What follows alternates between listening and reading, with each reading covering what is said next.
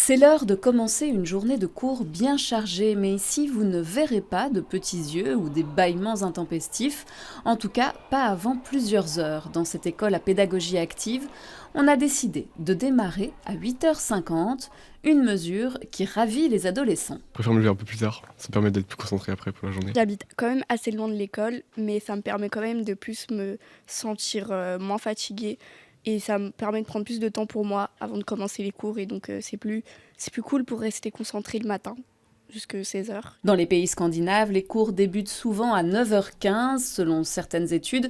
Commencer plus tard permet un meilleur apprentissage et de mieux suivre le rythme biologique.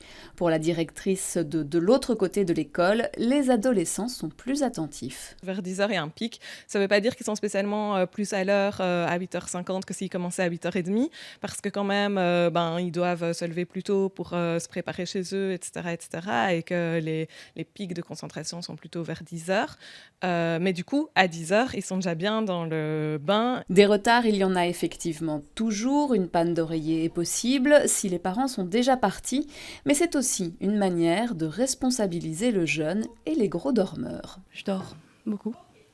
Beaucoup, ça veut dire combien d'heures? 10 heures.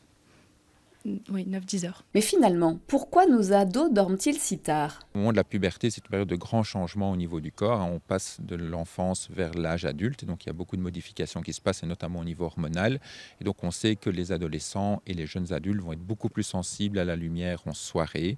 Et donc ça va retarder la sécrétion de mélatonine, et ils vont avoir tendance à décaler leur sommeil. Ils seront d'autant plus moins sensibles à la lumière du matin, qui est un puissant régulateur de l'horloge biologique, et donc ils vont avoir une tendance vraiment naturelle à décaler leur sommeil. De quoi tordre le cou à la légende de l'ado paresseux, la ministre de l'Éducation, Valérie Glatini, dit réfléchir à une modification des horaires de cours et a lancé une réflexion en collaboration avec la Fondation Roi Baudouin. Vous avez remarqué, c'est la seule